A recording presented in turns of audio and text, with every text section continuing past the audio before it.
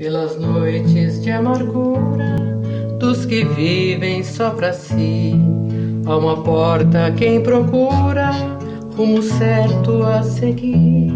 Vamos juntos caminhar ao encontro da verdade, pra colher aqui, plantar, semear fraternidade. Uma luz se acende, é o caminho, caminho por ele, não vou sozinho. Casa do caminho é pra todos, um farol de luz que leva a Jesus. Bom dia, companheiros. Bom dia. Sejam todos muito bem-vindos. A casa é de todos. E o nosso desejo é levar o consolo e as instruções da doutrina dos Espíritos a todos os corações. Pai Celeste, agradecendo-te o amparo de todos os dias, eis-nos aqui, em espírito, ainda em súplica, no campo de trabalho que nos situastes, Pai, e desejamos abrir uma clareira de vibrações na terra, no plano espiritual, a fim de que seu amor se achegue, sem obstáculos, a todas as mentes e corações.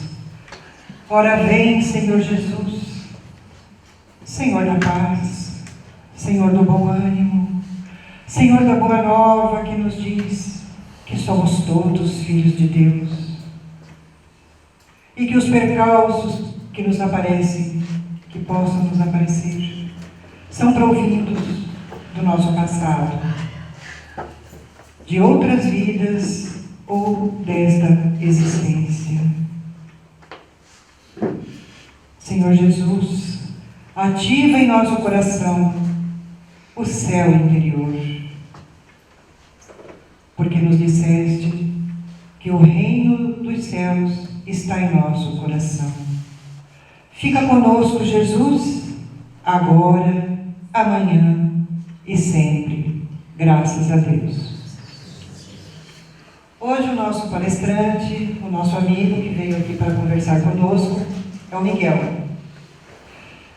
E para quem quiser depois continuar ouvindo o Miguel, é só acessar a Rádio Boa Nova de Guarulhos, que ele é o apresentador do programa Talentando. Depois falem comigo, para quem ainda não conhece, que nós vamos conversar como acessar a Rádio Boa Nova, tanto pela internet como pela onda AM. E eu gostaria de dizer também que o Miguel, ele é trabalhador do Centro Espírita Perseverança e também já tem escrito alguns livros. Depois ele vai explicar. Ele escreveu e assinou Miguel Formiga. Em outro, é Vinícius Guarnieri.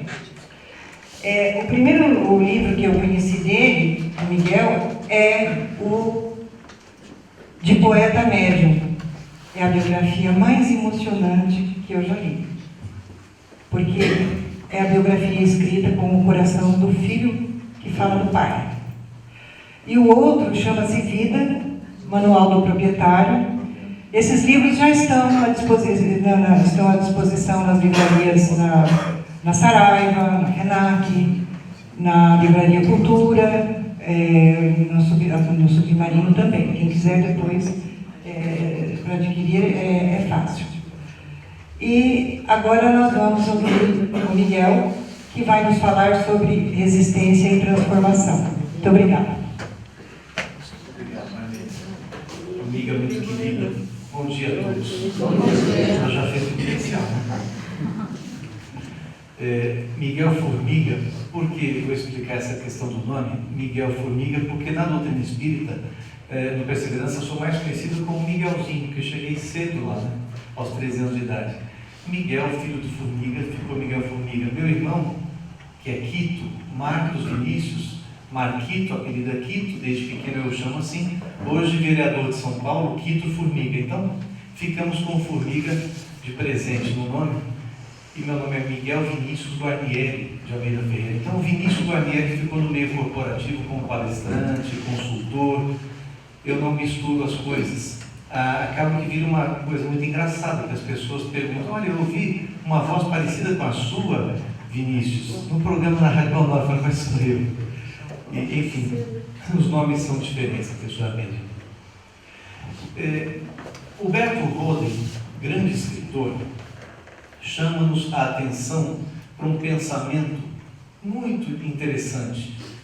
Diz ele que a palavra universo, ela tem origem de outras duas: uni e verso, unidade e diversidade. Somos únicos e somos diversos. O planeta Terra é único e é diverso. Não há outro igual. Cada folha que cai de uma árvore é única e diversa. Isso é muito importante, porque somos criados, nós sabemos, à semelhança de Deus, cada um com as suas características. Somos espíritos criados à semelhança de Deus. Amor puro, e nos desviamos pela nossa tendência, pelas experiências a que Deus nos submete, dando-nos a liberdade, e nós acabamos nos desviando daquela essência. Mas voltando ao Humberto Roden, quando ele diz unidade e diversidade, ele faz um comparativo em que podemos associar cada ser na Terra ao próprio espaço sideral, ou seja, o espaço sideral se assemelha ao hominal, nós, ao homem. O homem, ele é regido pelas mesmas leis do espaço, ou seja, o nosso cérebro dança dentro da caixa craniana do planeta Terra e do universo, regido pelas mesmas leis. Só há uma coisa que difere do sistema hominal e do sistema sideral. Tudo é regido pelas mesmas leis, mas há uma diferença. E ele adianta: essa diferença, o que nos foi dado e que ninguém nos tira? O quê? O que vocês imaginam? O que não foi dado a você que ninguém vai nunca tirar de você? O quê? Alguém falou. Livre-arbítrio. O livre-arbítrio ninguém nos tira. A única diferença entre o sistema sideral e o hominal é que o sistema sideral, ele é um sistema automático. Ninguém aperta botão para nascer estrela. Ninguém aperta botão para acontecer alguma coisa no universo sideral. Mas no universo hominal, você decide. Não é verdade? Nós decidimos a vida, decidimos estar aqui, decidimos caminhar por onde caminhamos. Essa é a grande diferença. Deus nos deu esse livre-arbítrio. E a partir do livre-arbítrio é que nós construímos os nossos destinos. Quando nós mencionamos resistência e transformação, esse tema muito me encanta, porque é a partir do livre-arbítrio, que é uma dádiva de Deus, que você decide o seu dia de amanhã, a partir de hoje, a partir de algo muito sério que nós ainda não entendemos a amplitude da palavra. Questão 621 do Livro dos Espíritos. Ela diz o seguinte, Kardec pergunta aos Espíritos: onde está escrita a lei de Deus? Alguém lembra a resposta? Na consciência. Na consciência. Na consciência. Nós temos essa lei de Deus na própria consciência. E por que há, questão 622, por que há necessidade de ela ser revelada, a lei de Deus, então? A resposta dos Espíritos é muito clara: porque o homem a esquecera e desprezara. Então nós desprezamos a própria lei de Deus, que está em nossa essência. Nos desviamos e depois passamos na vida aqui, nas vidas, a procurar essa essência. Um Espírito uma vez me disse o seguinte: sabe por que você consegue responder a um problema que um amigo pergunta ou traz, e você tem a resposta tão fácil? E eu questionando aquilo, ele disse: porque a resposta você tem dentro de você, e o problema está na sua frente, o amigo está trazendo. Mas quando o problema é seu, você faz o contrário. Você guarda o problema dentro de você, o tempo todo ele vai crescendo e você procura as respostas fora. Você tem que fazer o contrário. Tire o problema, coloque à sua frente, como se não fosse seu. É um problema que você tem de encarar e procure as respostas dentro de você. Todas as respostas estão dentro de nós. Essa fala de um espírito tão simples na sua característica em que se apresenta, mas com a profundidade incrível, tem toda a essência do que nós estamos dizendo. Os problemas, os desafios estão fora na vida, as respostas estão dentro de nós, sempre. E são essas respostas esclarecedoras que nós buscamos, que quando mentalizamos o Pai, quando nos recolhemos de alguma maneira para a nossa prece diária, quando meditamos, quando nos buscamos, as respostas aparecem tão claramente. Acontece que nós não temos no dia a dia, na capacidade, ou não conseguimos, de nos manter em ligação com a providência divina. Em 1969, meu pai me contou, aliás, contou depois, eu me lembro vagamente dessa cena, em que me acorda, e eu deitado no sofazinho, tinha 9 anos de idade, portanto eu me lembro bem, eu acordei, a televisão preto e branco, e meu pai acordou e disse: meu filho, o homem está pisando na lua.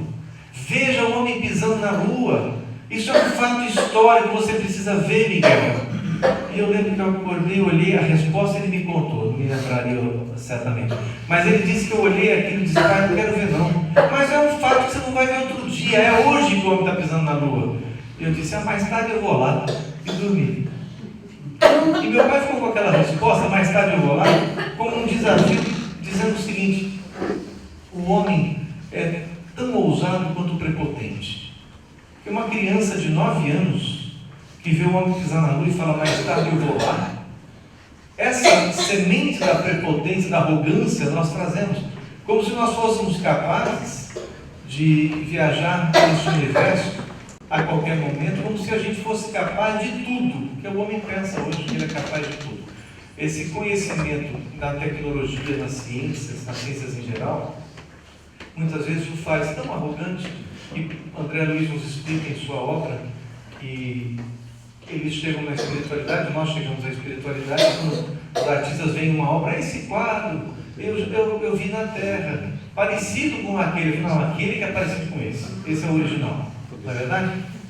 Então, muitas das soluções das doenças, as descobertas que têm de vir pelos homens encarnados, que são médiuns, tantas vezes a espiritualidade, tendo a facilidade de fazer, não faz, porque a arrogância acabar com aquela encarnação daquele que deveria ser humilde para captar da espiritualidade a resposta, e a prepotência ia destruí-lo, porque não encontrou a humildade necessária para se comunicar, para realizar a sua tarefa.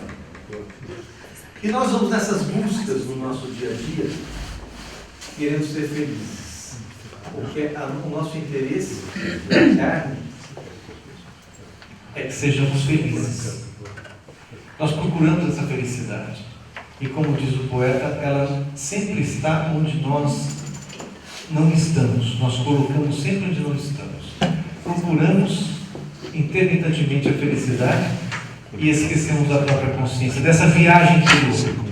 Meu pai escreveu um livro na época chamado Canto do Semeador, com base na resposta daquele menino de 9 anos que falou que um dia ia à lua, chamando a atenção de todos nesse livro para essa viagem interior que nós devemos fazer, para o mergulho no próprio ser. E quando nos encontramos numa casa como essa, abençoada, com tantos esforços, erguida pela espiritualidade aqui presente agora, trazendo cada um de vocês, os benfeitores espirituais nossos, nos intuindo para que aqui estejamos, esse quadro nós só mencionamos, mas nós não temos dimensão dessa riqueza, dessa beleza espiritual. Nós não somos, com os olhos da carne, incapazes de contemplar o que acontece aqui nesse momento. Quantos espíritos estão sendo aqui acolhidos enquanto nós tomávamos passe, enquanto eram trazidos, passando com vocês pela sala do passe, sendo orientados por amigos espirituais que aqui estão no acolhimento fraterno, quantos foram nessa manhã levados, chorando, em estado deplorável em que se colocaram, e aqui, nesse ambiente, encontram essa paz, esse caminho da própria consciência. Aconteceu isso aqui a manhã inteira. Enquanto a gente conversava, o trabalho já acontecia. Mas nós, como nós somos indisciplinados por natureza, nós não conseguimos nem ficar em silêncio, não é verdade? E quando se pede silêncio numa casa dessa, não é porque é proibido falar. Não. É porque os nossos assuntos atrapalham o que já está acontecendo aqui, 1h30, 2 horas. E foi preparado a noite inteira para acontecer. Então, a partir das 7, 8 horas da manhã, o acolhimento já acontece das entidades. E muitos estão precisando de uma palavra, de ouvir, não podem ser distraídos com conversas paralelas. E a gente faz isso.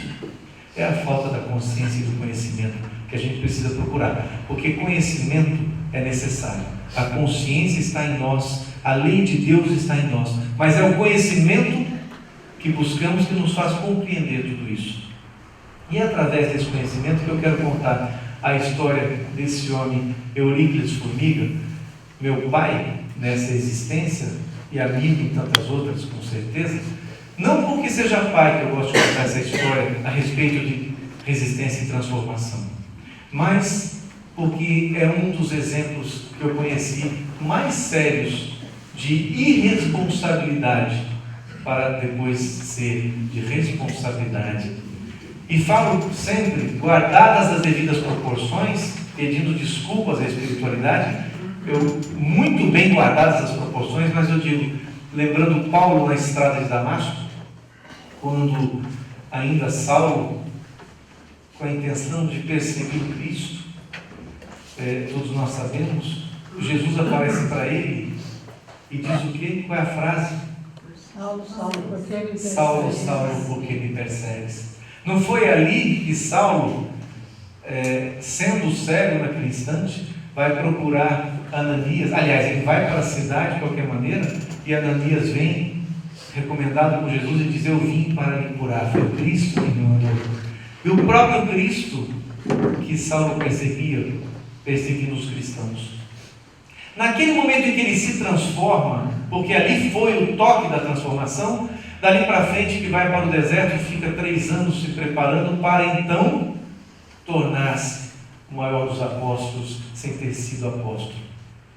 Pregando o Cristo nas sinagogas em todos os instantes de sua vida, sendo o exemplo.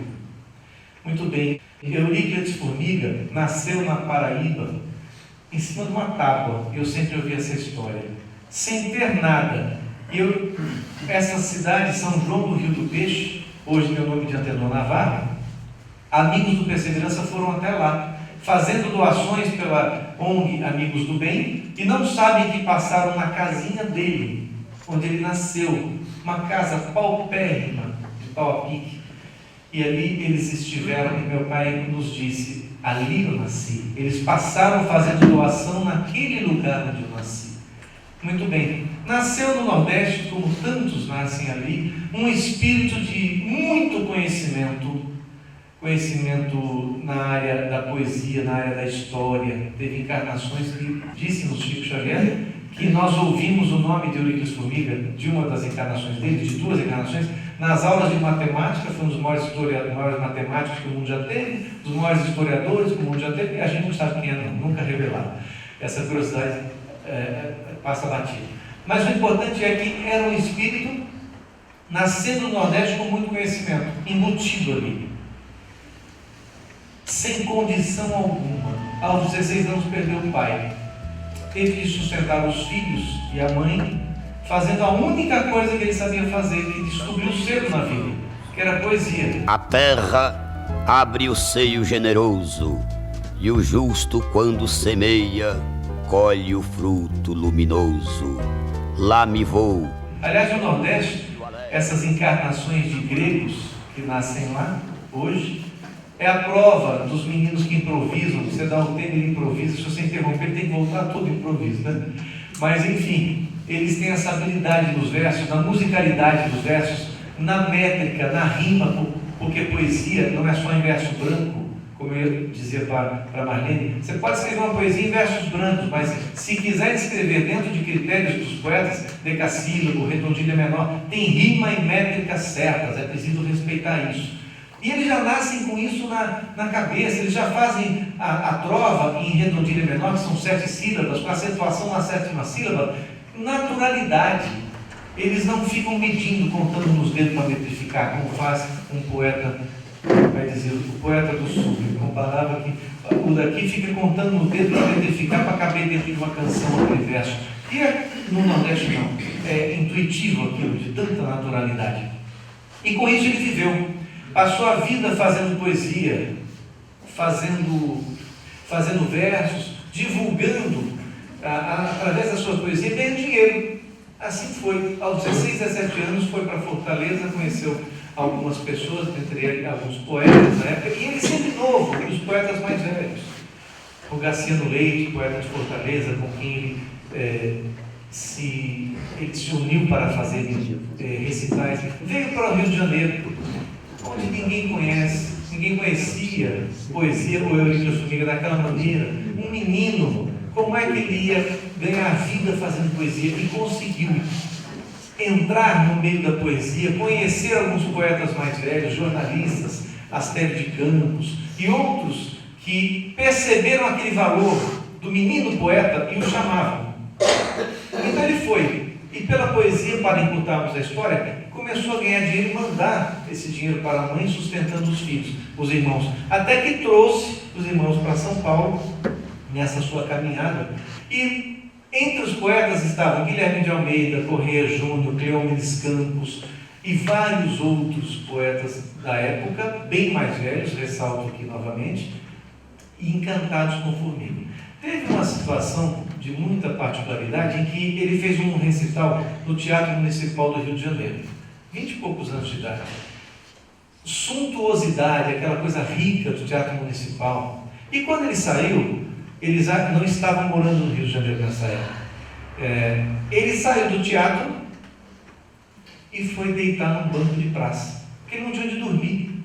Então, naquela situação do banco de praça, alguém que saía do teatro, que viu o recital do Eurípides Formiga, que ficou extasiado com ele, com o que ele fazia no recital, além das poesias, usava a memória, que eu já vou dizer, o que ele fazia, esse teste de memória. Essa pessoa foi cutucá-lo no banco de praça, achou que ele estava passando mal. E disse: você está passando mal?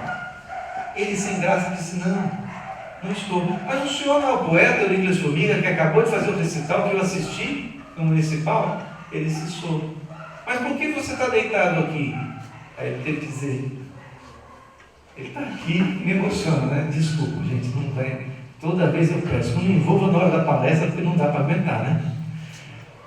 Mas são situações que até o espírito se emociona lembrando. Ele disse que estava bem, a pessoa perguntou: mas você está deitado? Ele disse: não tenho dormir. Na verdade, você não tem como dormir. Caminhar está escrito, pela vida, pelo mundo.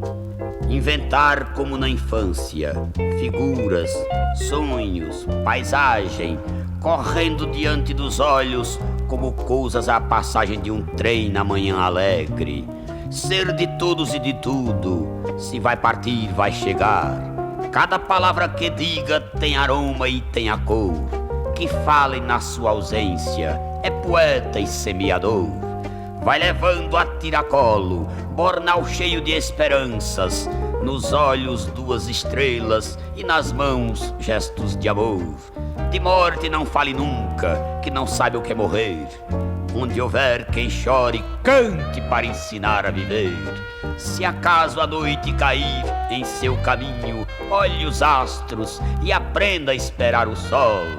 Sempre há uma flor a sorrir no esplendor do amanhecer. Onde houver luta entre irmãos, ensine amor e igualdade. Que nem há nisto heroísmo, mas um princípio, uma lei. São todos iguais no mundo, nem escravo, nem senhor. Seja assim, de alma cantando, se vai chegar, vai partir, até o fim da viagem. descansará como um pássaro. Fecha os olhos, vai dormir.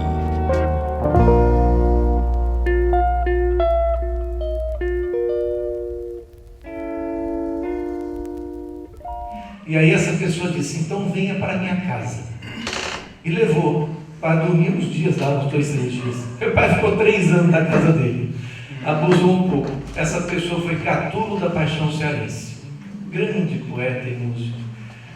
Então, o Formiga foi assim admirado por esses e permaneceu nessa curriola de poetas o tempo inteiro, fazendo poesia, fazendo versos e os testes de memória. Por quê? Cedo na vida, ele descobriu uma coisa, quando fazia esses recitais de poesia. Ele viu alguém fazer um teste de memória. E como eram esses testes?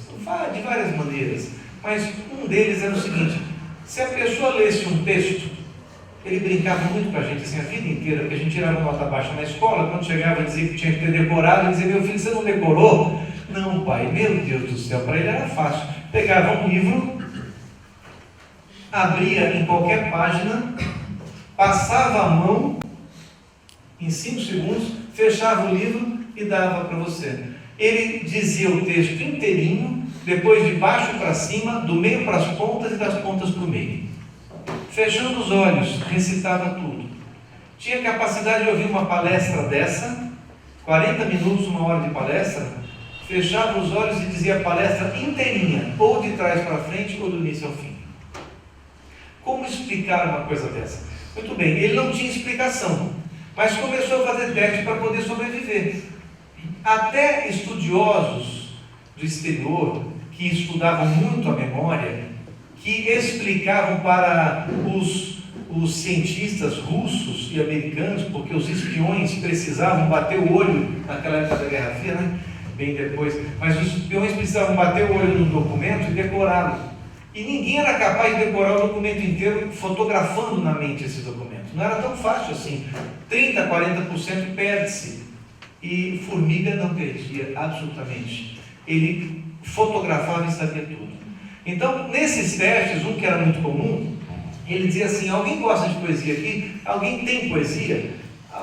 Sempre alguém dizia, tem umas poesias minhas. Então, por favor, escreva aqui na lousa um poema seu. Não escreva de poetas que conhecidos, porque eu conheço todos. Aí não vai ser teste de memória. Guarde tudo na memória. Então, você escreva um poema seu. A pessoa escrevia, ele olhava 5 segundos e virava-se para o público e dizia o poema inteiro. Depois dizia de baixo para cima. Aí pedia, numere as palavras. A pessoa numerava, ele dizia assim, sim, a pessoa dizia o número 5, ele dizia casa, 3, ele dizia sonho, dizia as palavras lá. Aí a pessoa dizia a palavra, ele dizia o número. Era um malabarismo mental impressionante. Há uma situação que eu conto no livro, que quando o presidente da República, na época, Café Filho, quando presidente, quis homenagear Euríclides Formiga no Senado.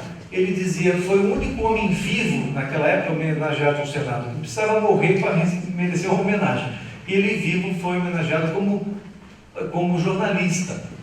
Mas o presidente disse, Formiga, nós estamos homenageando aqui hoje o jornalista Euríclides Formiga, o poeta, mas sabemos que você faz testes de memória maravilhosos. Você faria um aqui para a gente, para ilustrar essa homenagem? E meu pai disse, Excelência, há taquígrafos aqui? Ele disse, sim. Estão taquigrafando o seu discurso? Fazia muito, né? Taquigrafar o discurso. E o presidente disse, sim, estão taquigrafando. Então eu já sabia que alguém me pediria um teste de memória, então vou fazer o seguinte, vou voltar a sua fala, o seu discurso, de trás para frente, porque enquanto eles foram taquigrafando, eu fui guardando também. E começou a voltar a palestra de trás para frente. Nos 10 minutos alguém falou, para, porque não erra uma palavra, nós vamos ficar aqui mais 40 minutos, voltando tudo de trás para frente. Era esse malabarismo. Assim ele viveu durante muitos e muitos anos, e veio para São Paulo, entrou nas Folhas de São Paulo como jornalista, a convite de um grande jornalista na época, e ali, entre os jornais, ele ficou.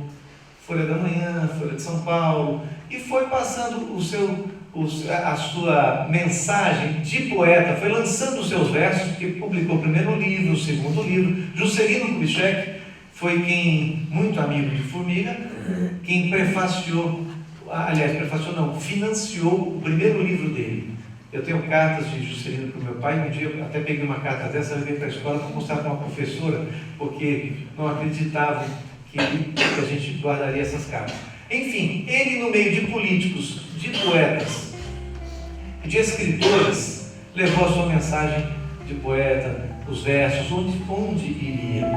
Não sei teu idioma, tua crença, nem tua origem. Chamam-te estrangeiro, mas de onde quer que venhas, forasteiro, saúdo como irmão tua presença. Se o mundo te feriu, esquece a ofensa, que herói é quem perdoa. Companheiro, pisas meu chão de amor como um guerreiro, e eu te ofereço a paz em recompensa. Ouve a minha canção, não de quem chama por seus clarins exércitos feridos, legiões de ódio, corações em chama, mas almas que ardem no ideal sagrado, os batalhões humildes dos vencidos, só ao fogo de Deus, maior soldado. O som da luz do sol, como um clarim de fogo, ecoa pelo céu brilhante. Arde a chama do amor dentro de mim, tal se a vida nascesse neste instante. Pássaros bailam na manhã fragrante, a alma lembra um esplêndido jardim, colorido de rosas, cintilante, pois quando se ama, resplandece assim. Faze de ti também, como eu agora, um cântaro de ouro a transbordar de aurora sobre cada vereda que encontrares, e unge cada criatura, aonde fores, com a essência de poesia que há nas flores e a música que o sol deixa nos ares. Ao colheres a rosa no caminho, medita em sua graça colorida, ainda que fira a tua mão o espinho, se é tão bela a oferenda ao sol da vida. Ânfora transbordante de carinho, dá de tua alma, em crença revivida, a água que aplaque a sede a quem sozinho busca dentro da noite a fé perdida. Canta comigo os hinos da bondade, estende a mão aos órfãos da esperança, que há um apelo de paz na humanidade. Que mal confiares em mim por onde eu for. A mão de um poeta é como a da criança, rosa de 5 pétalas de amor.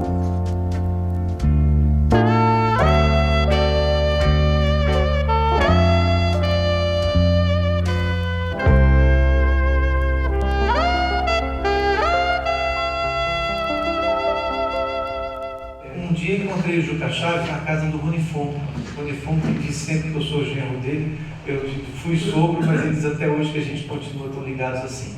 Muito embora, ali encontrei então o Juca Chaves, e o Juca, eu não o conhecia pessoalmente, ele me disse: você é filho de Euríclides Formiga? Eu disse: sim, Juca, eu sou. Ele falou assim: seu pai é uma coisa maravilhosa, extraordinária, mas aprontou uma comigo. Eu disse: o que ele fez? Aí ele disse: eu estava um dia na casa da alta sociedade aqui no Morumbi, em São Paulo, quando eu era muito famoso, já tocando meu violão cedo, jovem, e tomava conta da plateia toda quando chega o tal do Euríclides Formiga, ele me contando. E o poeta, todos olharam para a Formiga, ele atraía muitas atenções, e esqueceram de mim ali. O Formiga ficou sem graça e disse, fez uma reverência a mim: ô Juca, que bom conhecê-lo. E ele, diz o Juca, aproveitou e falou: Formiga, por você estar aqui hoje, eu quero declamar um poema meu. Você me daria a opinião? Como era um sarau ali, né? O Formiga disse: claro que sim. Juca tirou o poema do bolso e começou a declamar um poema longo. Meu pai, no final, disse assim: Juca, na frente de todo mundo, como uma reunião como essa, não é necessário uma coisa dessa. Você não precisava fazer isso. Aí ele estranhou. Você é um menino tão novo, com tanto talento, por que pega poema dos outros para declamar? Esse poema não é seu e você declamou muito mal. Ele deve ser declamado assim. Aí ele declamou o poema, depois voltou de baixo para cima, do meio para as pontas, fez uma malabarismo e o Juca Chaves ficou sem graça. E ele disse ao final: não, isso foi uma brincadeira, o poema é seu, é lindo e eu já decorei. Então o Juca me contou isso rindo, falou: foi a maior vergonha que eu passei, depois ele desmentiu. E isso aconteceu muito, eu vi meu pai fazer isso muitas vezes.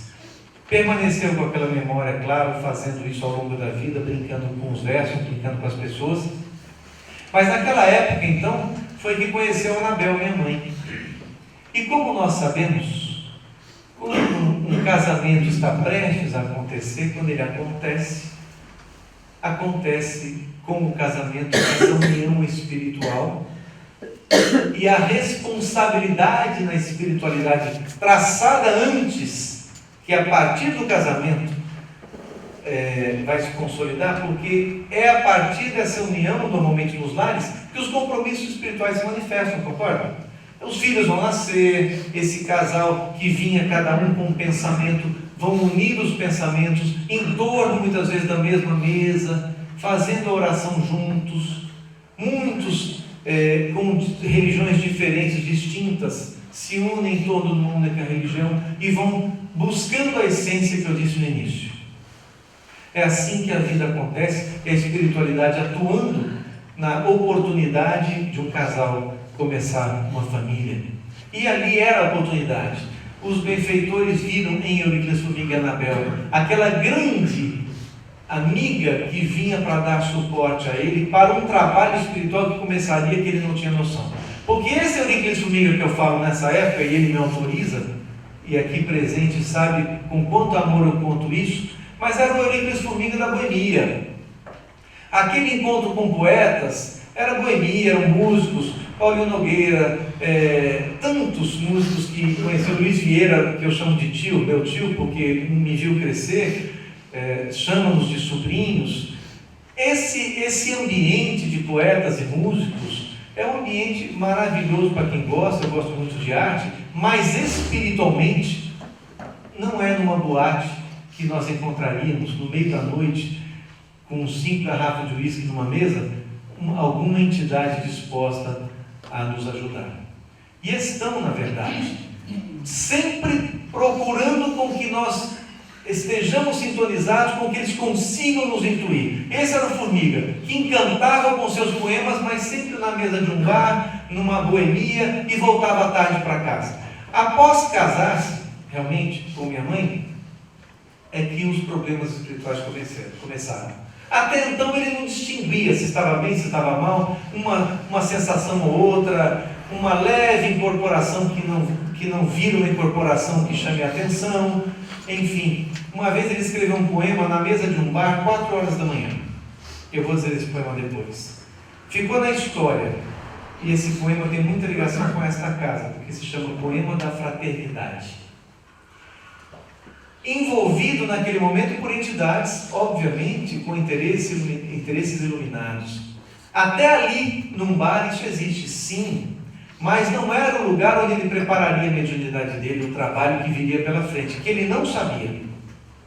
Mas quando se casou, que voltava desse ambiente dos bares para a nossa casa, aí começou aquilo que foi um tormento para Anabel durante 10 anos. Ele quebrava a casa inteira. Gente, não é quebrar um móvel, é quebrar a casa toda. A gente ficou sem casa há muitos anos, porque minha mãe queria que ele visse o que ele tinha feito na madrugada. Ele não acreditava que fosse ele.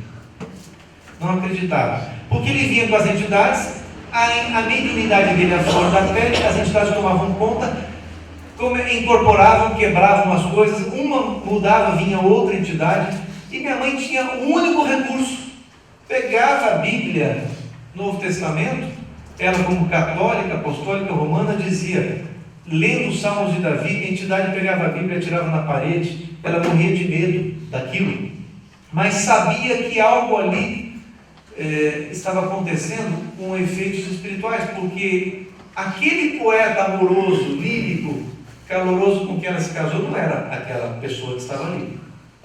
Ela começou a concluir. Procurou o espiritismo, ele não suportava a religião, não queria que ela fosse, ela procurava escondido. Mas várias noites as entidades vinham, e o que acontecia depois dessa quebradeira? Uma voz dizia assim, sentava-se calmamente na cama e dizia: a treva nunca foi barreira para a luz que vem do Senhor. Aí minha mãe dizia: não é ele mesmo? Porque primeiro quebra tudo, e agora senta como se fosse um padre, e discorria sobre o texto das parábolas do Cristo com uma veemência incrível, conhecia tudo, e consolava minha mãe.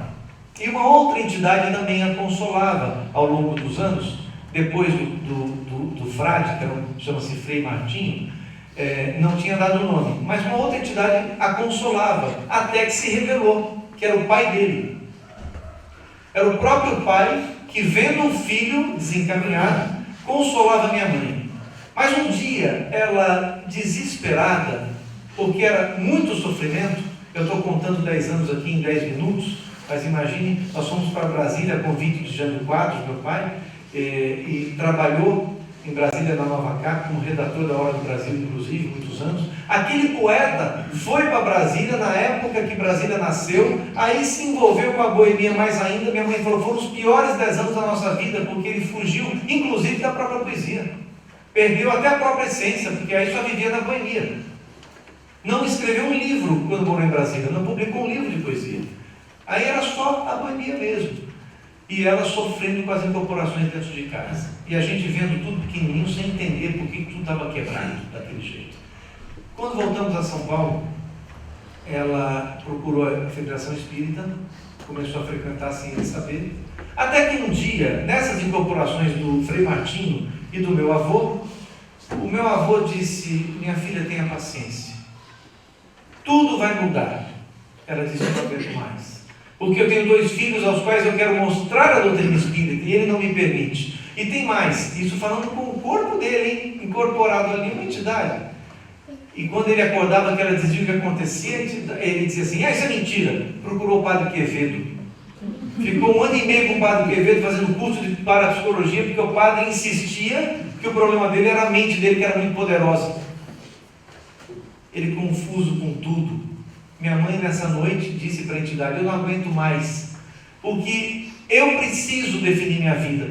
A entidade falou: mas calma, esse ano ele vai se transformar, neste ano, porque se ele não se transformar no instrumento que ele deve ser na mediunidade, ele vai ser retirado, porque ele pede todas as noites: me retirem pelo amor de Deus, porque eu não posso perder mais tempo se eu não estou cumprindo, eu prefiro desencarnar.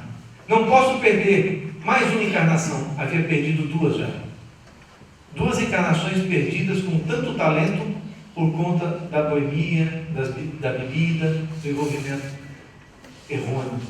E ali ele, naquela oportunidade, com a minha mãe ao lado, um espírito tão dedicado, se ele perdesse, seria a 3ª encarnação. Ele tinha consciência quando no sono, em sonho, recebia instruções dos benfeitores, mas quando voltava à vida da carne, é o que a gente sabe. Você volta de um sonho todo confuso, acha que sonhou com seu parente, esteve com ele mesmo, mas não lembra totalmente da conversa. A gente, como médium, sabe disso. E aí você vai para as tendências do dia a dia, as tendências suas, e nós não nos propomos claramente as correções que devemos ter na vida. E era assim que acontecia com ele. Mas um dia essa entidade disse que iria se transformar. Minha mãe disse: é bom porque eu não aguento mais. Ele falou: então me dê papel e lápis, porque essa mão vai escrever tudo que eu preciso dizer a ele. E nessa noite aconteceu a primeira psicografia de Eurípides Formiga, que está nesse livro. Foi Frei Martinho que escreveu para ele e o próprio pai. Quando ele acordou, que ele viu isso aqui, o único papel que tinha ao lado da cama que minha mãe pegou, ele olhou a mensagem muito espiritualizada, coisa que ele não era. Aí ele ficou pensativo. Ficou muito pensativo. Começou a procurar a doutrina espírita, ainda rebelde demais. E os problemas continuaram. E a vida foi caindo. Porque aí vai material, emocional, afetivo, tudo piora. Por conta de um desequilíbrio mediúnico. Por conta de uma missão não cumprida, não abraçada. Até que um dia, mais uma vez, numa tarde, aquelas incorporações horríveis, quebra-se tudo, e de repente, depois da quebradeira, sempre vinham os benfeitores para limpá-lo e para nos consolar, para nos ajudar. Quando ele acordava, minha mãe dizia o que tinha acontecido, mais uma vez ele refutava. Naquela tarde, minha mãe disse assim: por favor, meu amor, procure um médium que conhece você muito, dos recitais que eu te venho recitar na Bahia. Ele disse: quem? Divaldo Pereira Franco. Minha mãe já sabia o médium que era Divaldo. E Divaldo viu recitais de Formiga, assistindo Formiga como poeta. Aí ela disse: procure. Mas eu nem sei Divaldo onde é que anda, eu nem sei quem é esse moço. Ele me viu, mas eu não lembro dele. Ah, mas eu tenho o telefone dele aqui num livro. Ele vai nos ajudar. Ela pegou no livro e deu o telefone para ele. Ele falou: tá bom, eu vou ligar. Quem sabe ele possa me ajudar, o que está acontecendo comigo, me explicar. Ligou a tarde toda, não conseguia. Minha mãe torcendo para que aquilo desse certo. Aí ele disse: ó, tá vendo? Não tem ninguém lá. Não, eu vou ligar coisa nenhuma. Eu vou tocar minha vida do jeito que está. Aí ela falou: mas você não tem fé? Ela pensou: por que eu falei isso? Aí ele falou: então seu dedo tem mais fé que o meu? Então pega o telefone e liga aqui. Ela disse: pelo amor de Deus, que dê certo agora. Quando ela discou a primeira vez, quem atendeu? Divaldo. Alô, quem fala? Divaldo. Ela falou: Divaldo, por favor, aguarde um momento. Passou para o Formiga. Formiga pegou o telefone, comunicou-se com ele, falou, ele lembrou muito bem, pediu que Formiga fosse até a Bahia.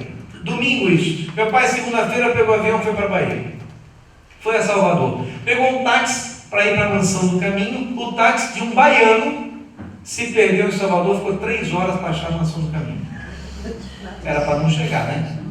Quando chegou na porta da Mansão do Caminho, o portão se abriu, veio um senhor e disse, antes dele sair do carro: o senhor é Euríclides Formiga?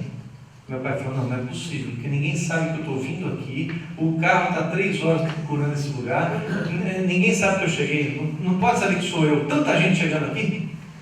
Aí ele disse: sou eu sim. O senhor Divaldo me disse que o senhor estava chegando, pediu para abrir o portão e está esperando o senhor na varanda. Quando meu pai chegou na varanda, o Divaldo estava de braços abertos, dizendo: Formiga, meu querido irmão, meu amigo, você está preocupado como é que eu abri o portão? Foi o Frei Martinho, que está aqui ao meu lado, que disse que você chegou e precisava abrir o portão, que você ia chegar. O mesmo Frei, que quando minha mãe disse a ele que era o Frei Martinho que incorporava e dava as mensagens, ele falou: agora que eu não acredito em mais nada de mediunidade. Ela disse: mas por quê? Porque Frei Martinho é um frade que viveu na Paraíba e que minha mãe ia orar no túmulo dele quando eu nasci. Então isso é da minha mente mesmo, isso não é mediunidade, porque está no meu subconsciente, porque minha mãe era devota do Frei Martinho e ia orar por ele pedindo pela minha vida. Então isso é da minha mente. E minha mãe dizia: não, é ele mesmo. E na primeira confirmação foi com o Divaldo, dizendo: Frei Martinho está aqui, ele que pediu para abrir o portão. Como se não bastasse, Formiga ouviu tudo naquela tarde, aquela noite, com o Divaldo sobre a vida dele. Mas como era rebelde, despediu-se 7 da noite ali. Ô Divaldo, então muito obrigado. Divaldo falou: obrigado nada, nós temos evangelho no lar hoje. Não, mas eu tenho um encontro com os amigos, já havia ligado para os escritores e poetas para fazer a boemia dele lá. Aí Divaldo falou: você não vai hoje para lugar nenhum, você vai ficar aqui no evangelho. Ele ficou no evangelho e recebeu uma mensagem que consta nesse livro de Joana de Ângeles, chamando a atenção dele como uma irmã muito amada que orientou pela primeira vez. Ele pôs essa mensagem debaixo do braço, veio para São Paulo no dia seguinte, que era, ou 2 dias depois, dia 31 de dezembro, chegou, a gente estava no apartamentinho na praia de um amigo, ele chega no 31 de dezembro para o Réveillon, com a mensagem debaixo do braço, e diz para minha mãe assim: nossa vida vai mudar daqui para frente. E com a mensagem. Aí nós lemos a mensagem naquela noite do Evangelho. Ele mudou? Não. Não mudou ali. Continua a mesma coisa, os espíritos pegando do mesmo jeito, a mesma rebeldia, a mesma situação complicada, a vida piorando cada vez mais, o tempo passando, e as entidades dizendo que ele ia ser retirado mesmo. Até que um dia, o meu avô, incorporado nele, diz assim: hoje era o dia do desencarne dele. Ele iria morrer atropelado em frente à Justiça Federal, que é o trabalho dele. Mas nós pedimos à espiritualidade superior 10 anos de moratória, para que ele consiga realizar o trabalho dele nesses 10 anos, para que ele não perca essa oportunidade da vida, de transformar-se. Aí minha mãe acreditou que ia acontecer mesmo, porque ele acabou a incorporação, que ela contou o que aconteceu. Ele disse assim: então eu vou atrás do papa do assunto, eu quero conversar com Chico Xavier. Minha mãe disse: bem nos Deus, né? Que agora ele quer ir. Vão para Uberaba. Quando chegam na casinha, na casa espírita da prece, quando chega na casa de Chico, aquele mundo de gente para falar com Chico Xavier, ele quase desanima, ela fez com que ele ficasse. 300 pessoas ali para falar com o Chico, passando um por um, falando 2 minutos, 30 segundos, 1 minuto, aquilo que vocês conhecem. Ele na fila, alguém disse assim: formiga. Ele falou, minha mãe disse: alguém está chamando você. Ele falou: não, não é comigo não. Como não? Euríclides Formiga, você é formiga? Ele disse: não, mas aqui tem a cidade Formiga, muita gente tem apelido de formiga, não é comigo não. Continuou na fila. A voz falou assim de novo: formiga. Ela falou: ela chamou de novo, está ali na frente. Ele disse: não, não é comigo não. E continuou na fila, pelo menos humilde ele era, estava ali. A voz pela 5ª vez, na 4ª chamou, ele não foi, na 5ª falou: formiguinha de luz. Ela falou: é você. Ele falou assim: não, se fosse de trevas era eu, mas de luz não. Agora que não. Aí se levantou a pessoa, que era o Chico Xavier. E o Chico disse: Euríclides Formiga, meu filho. Aí ele olhou sério: é você sim quem eu procuro. Formiguinha de luz, há 10 anos que eu te espero. Esses 10 anos de sofrimento dele foram os 10 anos que Chico esperava que ele chegasse para iniciar um trabalho que ali se iniciou naquele dia. A foto do primeiro abraço de Francisco Cândido Xavier com Formiga está aqui. O primeiro abraço. E Formiga e Chico disse a ele, porque na verdade as pessoas conversavam 1, 2 minutos, como eu disse, mas Chico pediu para o Formiga ir com ele a um quarto ao lado. E as pessoas esperando, a conversa dele demorou um pouquinho mais. Sabe quanto? 5 horas.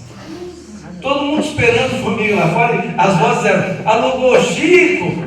Alugou Chico! E quando ele saiu, minha mãe perguntou: meu amor, você acreditou no que ele falou? Como foi essa experiência para você? Ele disse assim: se ele precisava me impressionar para que eu entendesse o que é a doutrina espírita e o trabalho dele, ele conseguiu. Porque eu nunca vi na minha vida uma inteligência igual essa. Eu nunca vi um homem com tanto conhecimento. Ele teve 5 horas para me mostrar o conhecimento que ele tem. E ele o fez mesmo. Porque meu pai era um homem de muito conhecimento, vivendo no meio de literatos, no meio de pessoas muito cultas. Precisava chamar a atenção dele através do conhecimento. E ele disse assim: é impossível que esse homem tenha 4º ano primário, com tudo que ele me falou, que eu não posso nem comentar com ninguém, de tanto conhecimento que esse homem. Então eu vou ficar, eu vou abraçar essa causa. Ali, guardadas as devidas proporções, foi a transformação do Paulo de Tarso, do Saulo em Paulo, do Euríclides Formiga, poeta em médium, de poeta a médium. Porque o Chico disse assim: Formiga, você vai sentar-se a essa mesa comigo, vai psicografar aqui os poetas que estão com você há tanto tempo te acompanhando, e os desencarnados que querem escrever para as famílias as cartas como eu faço aqui. Meu pai disse: mas Chico, eu não tenho mediunidade para isso. Eu falei: não tem não, você tem muita, só que agora ela vai ser educada e vai ser aqui nessa mesa. E ele começou a psicografar. O primeiro livro psicografado de Euríclides Formiga chama-se Luz na Madrugada. 32 poetas, muitos ele conhecia, que vieram através da mediunidade publicar o primeiro livro, em que Leandro Gomes de Barros, pelas mãos de Chico Xavier, fez o prefácio. Muito bem, quando ele lançou esse livro, a conselho do Chico, oramos muito tempo para que tivéssemos a sustentação espiritual para lançar o livro, porque qualquer obra como essa aqui, seja uma casa espírita, seja um livro, é preciso muita oração, mesmo depois de aberta, porque o assédio é muito grande, e hoje, gente, muito maior do que há 30 anos. O interesse em destruir as casas espíritas vocês já conhecem. Destruir os médiuns, destituí-los da capacidade de servir. Qualquer atração, qualquer assédio, qualquer conturbaçãozinha na vida dele, qualquer coisa que melhore para ele se desligar do trabalho, materialmente, muitos melhoram a vida material lá no trabalho, que não tem mais tempo. É assim. E o Formiga passou a dedicar-se, aquele livro saiu. Quando o livro saiu, a primeira impressão negativa que tivemos, uma página inteira no Jornal da Bahia, de um grande escritor chamado Wilson Lins, que era um grande amigo do Formiga, escreveu algo dizendo assim: Formiga é o maior gênio que o mundo já teve. Olha só, que absurdo. E dizia o seguinte, que um Picasso, um artista como Picasso, quando pintava um quadro, qualquer um que quisesse imitá-lo não conseguiria, porque o artista tem traços que só ele sabe, só ele tem. Uma réplica nunca é igual ao original. Então quem quiser imitar Chopin, o pianista, se um sambista compuser uma peça de Chopin, imitar, vai sair com o traço do sambista. Não há possibilidade do artista fugir ao próprio estilo e imitar o de 32 estilos diferentes, porque os estilos dos poetas no livro Luz da Madrugada foram absolutamente respeitados. Os literatos estudavam. Os amigos do Formiga, poetas estudiosos, pegaram o livro imediatamente para querer criticá-lo, para querer dizer que o Formiga, que todo mundo conhecia como grande poeta, era capaz de escrever tudo aquilo, ele que mudava e dava os nomes dos poetas. Mas eles chegaram à conclusão que não era possível, porque naquela poesia simples havia traços de cada um dos seus respectivos autores. E meu pai respondeu, pediu licença ao Otávio Frias de Oliveira e respondeu nas Folhas de São Paulo. A resposta foi: quisera eu pudesse escrever coisas tão lindas, porque em 48 anos de vida até então, 50, escrevi 6 livros meus de poesia, e em alguns anos de mediunidade tenho vários para publicar. Era uma enxurrada de versos atrás de versos o tempo inteiro. E esse livro lançou Formiga como médium ao lado de Chico Xavier. E logo vieram as cartas.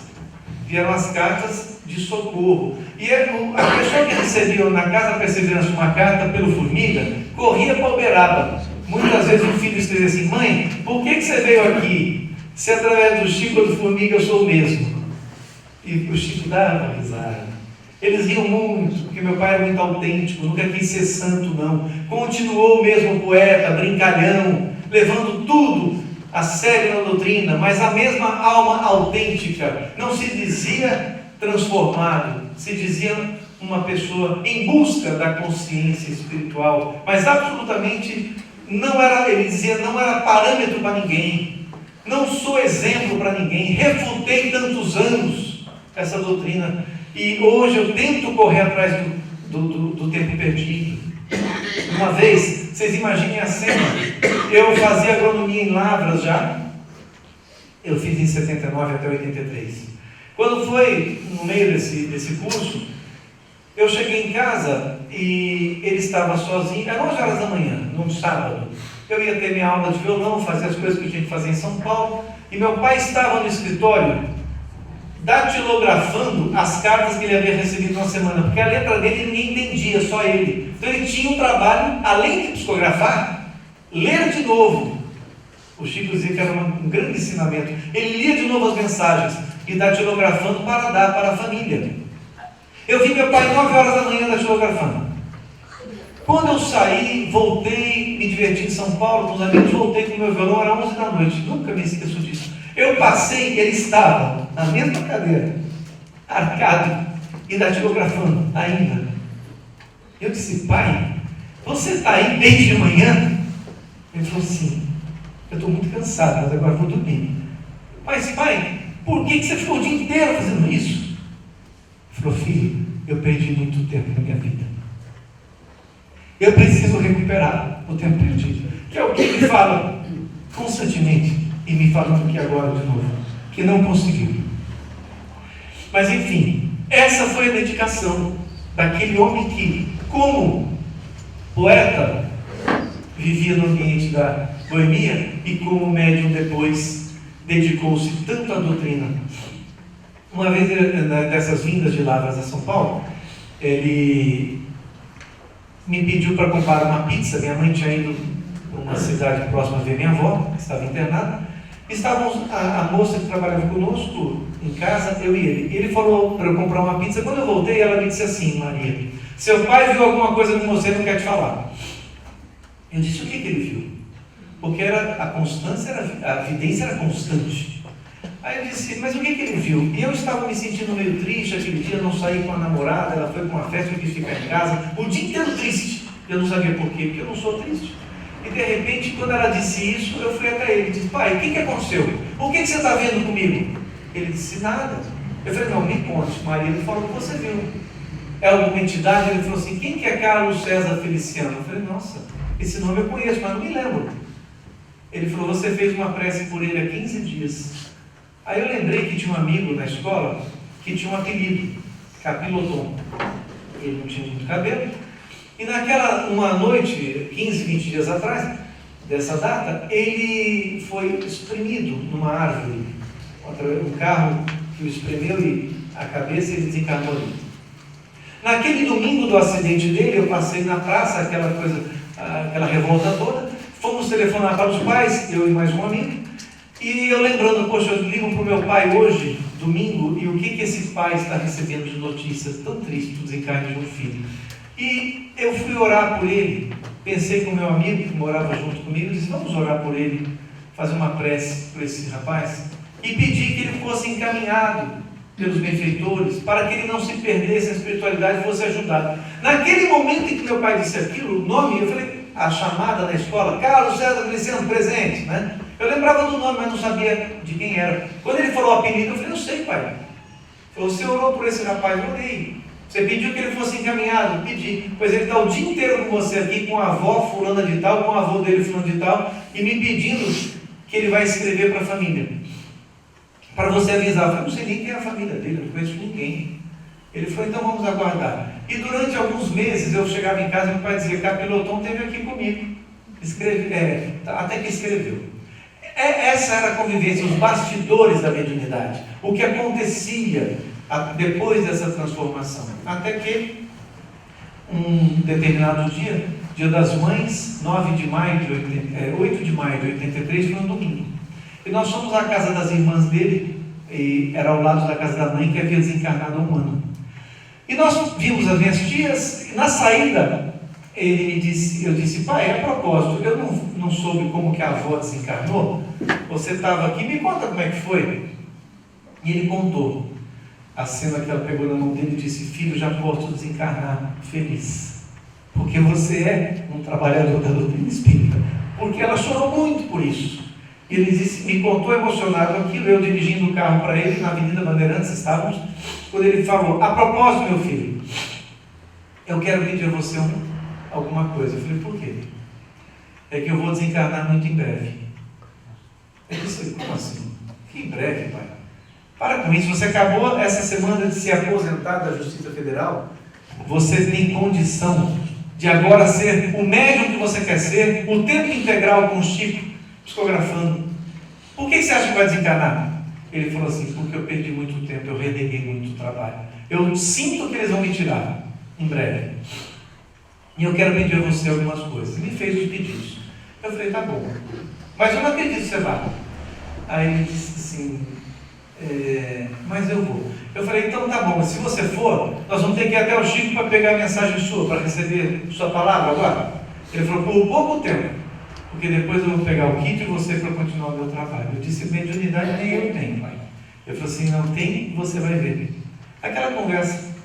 Almoçamos, Dia das Mães, e eu ia para Lavras naquele dia, como fui, de carona. Um amigo passou, quando buzinou lá embaixo que eu tinha que descer, eu me despedi de todos, e despedi dele, dei um beijo no meu pai. Ele fez assim, quando eu estava bem perto da porta, como quem diz: lembre-se do que eu te pedi. E eu fechei a porta e pensei: eu vou abrir de novo e dar o último beijo no meu pai, porque eu não vou vê-lo mais. E aí você imagina, história, né? Não é possível. Eu estou influenciado pelo que ele falou, que ele ia desencarnar. Fechei a porta e fui embora. Dia seguinte, às 9 da manhã, recebo a notícia. Ele havia desencarnado. No dia 9 de maio de 83. Fomos ao Chico tantas vezes, até que um dia Guiomar de Oliveira Vanese, na Casa Perseverança, olhando, quando eu me encontro, chego lá de repente, depois de alguns anos, ela me vê e ela disse assim: meu filhinho. Eu disse: oi, Guiomar, sente-se à mesa, vai psicografar. Eu falei: a senhora está me confundindo, porque o Quito já psicografava, inclusive psicografou o lado do Chico muitas vezes, meu irmão. Aí ele disse: está me confundindo com o Chico. E ela disse: não, Miguel, é Formiga que está aqui ao seu lado, me pedindo que você comece o trabalho da psicografia. E eu fiz uma experiência, como brincalhão que ele era, eu falei: tá bom, se ele era cético, eu também posso ser nesse momento. Eu não tenho mediunidade, eu não sei o que é isso. Sentei, botei o papel, fiz a pose de médium, né? Caneta na mão.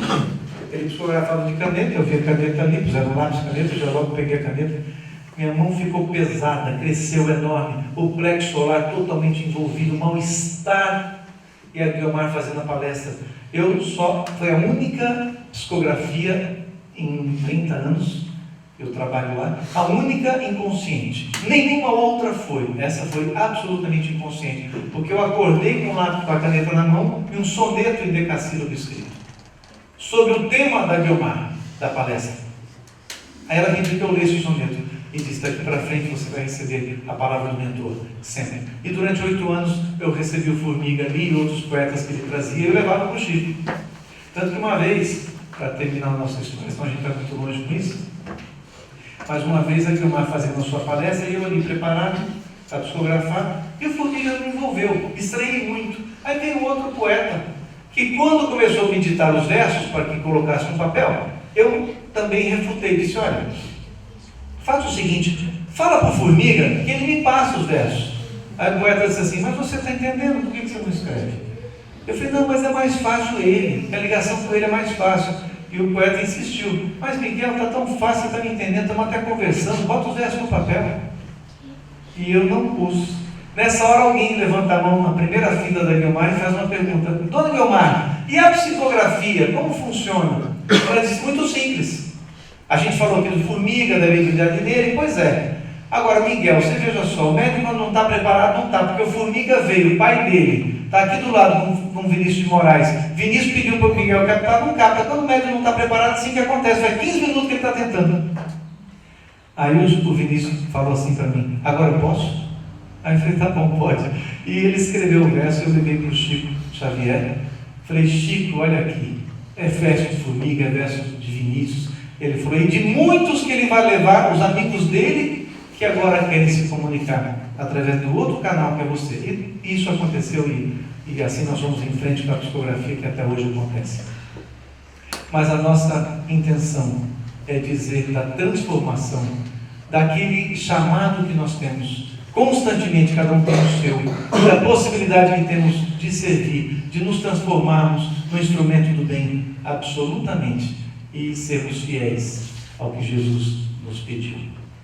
Eu quero pedir, a pedido da Marlene, que a gente escute a voz de Eurípides Formiga num poema chamado Em Louvor de São Francisco de Assis, cuja história do poema existe nesse livro também, a vida dele. Esse livro vai ficar aqui nessa casa, vou deixar alguns exemplares. Quem quiser, se fosse hoje, quem desejar, eu posso autografar para quem quiser, sai autografado. Se não, pode adquiri-lo aqui depois, porque é uma contribuição para casa, inclusive. Tá? Vamos ouvir o Formiga. Muito obrigado, gente.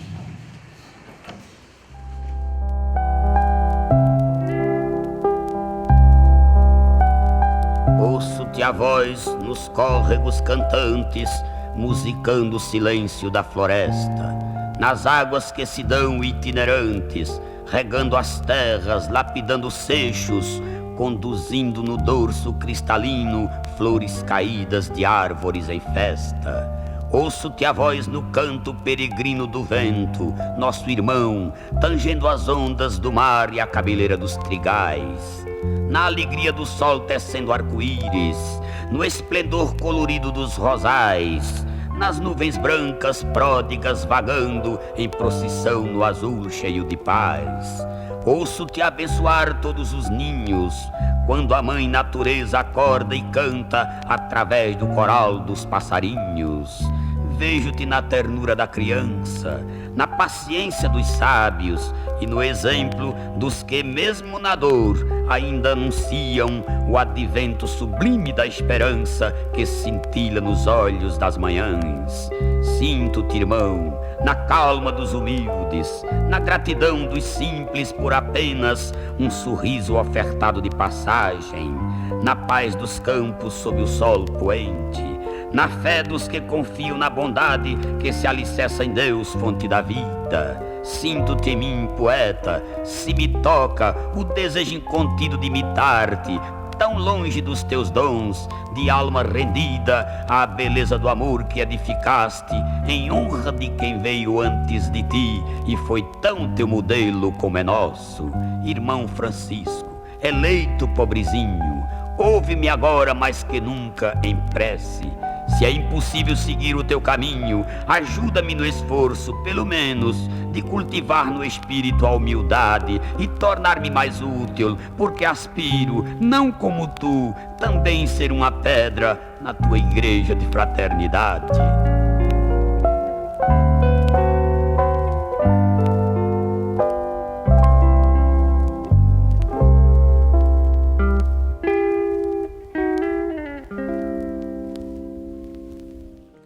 Canto para Divaldo.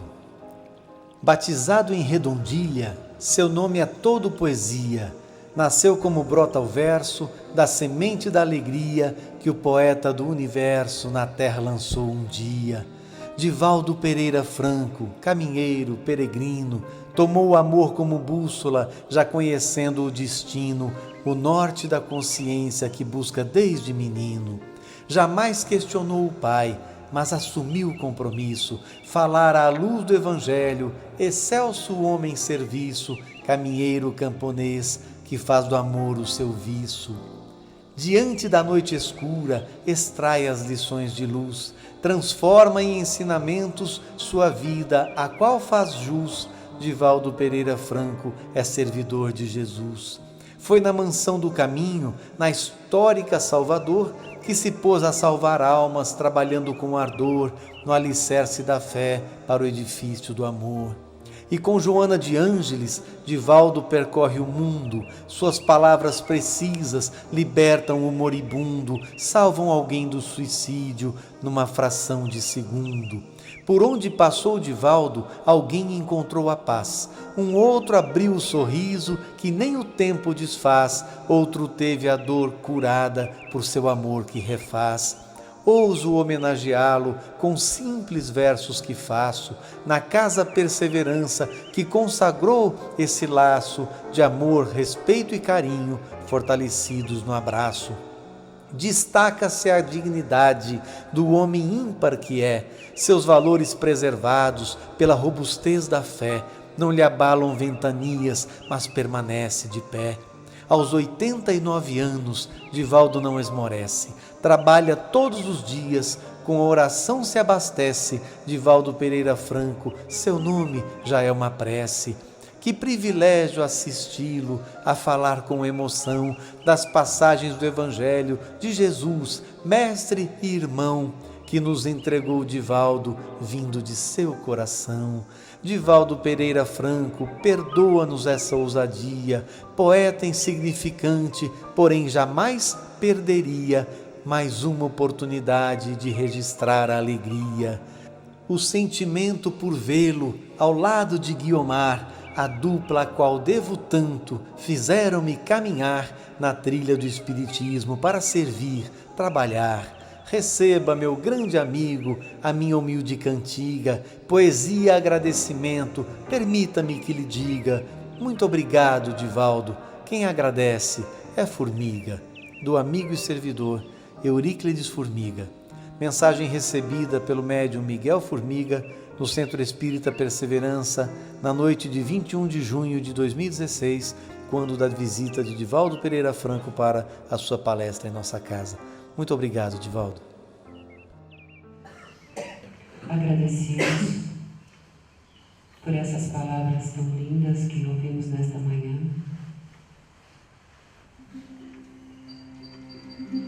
E vamos entrar em estado de amor.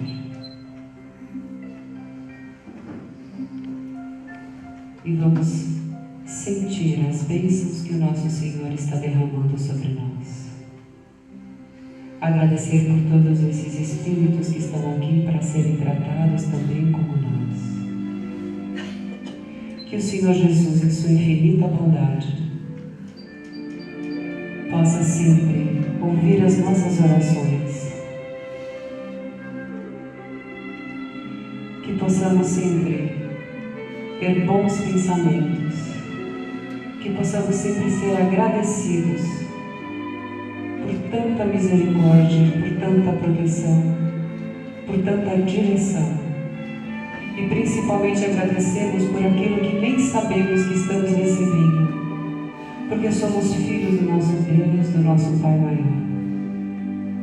Agradecemos por essa casa abençoada que tão protegida é, pelos espíritos de luz, pelos médicos espirituais que estão aqui para nos tratar. E que possamos ser curados, sim, pela nossa fé, pela nossa vontade, pelo nosso aprendizado e pela nossa transformação. E que cada dia possamos melhorar um pouquinho que seja, mas que possamos sempre dar um passo para frente e um passo para mais perto do nosso Senhor Jesus.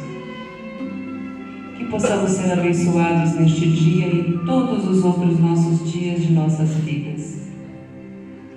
Que possamos ser rápidos em perdoar e tardios em julgar. Ensina-nos, Pai, a sermos mais humildes, mais mansos, mais generosos, mais bondosos. Tem misericórdia, Pai, dos que estão em sofrimento, em seus leitos de dor, aqueles que perderam seus entes queridos, aqueles que abandonaram suas casas pelas guerras, por aqueles que abandonaram a vontade de viver e estão nas ruas.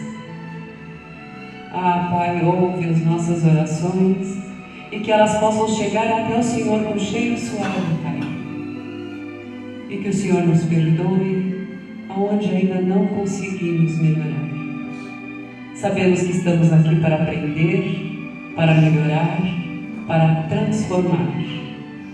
E que cada um de nós possa não desperdiçar essa reencarnação, porque cada dia é um dia que nós temos para melhorar. E que cada dia, Pai, possamos nos esforçar para sermos melhores. E que cada dia que amanhece possamos ser agradecidos por essa oportunidade. E que possamos não desperdiçá-la. E é assim, Pai, com corações agradecidos, que deixamos aos seus pés a oração que o seu Filho, nosso Mestre Jesus, nos ensinou. Pai nosso, que estais nos céus, santificado seja o vosso nome. Venha a nós o vosso reino. Seja feita a vossa vontade, assim na terra como nos céus. O pão nosso de cada dia nos dai hoje. Perdoai as nossas ofensas, assim como nós perdoamos a quem nos tem ofendido. E não nos deixeis cair em tentação, mas livrai-nos de todo o mal. Que assim seja, graças a Deus. Casa do Caminho é para todos um farol de luz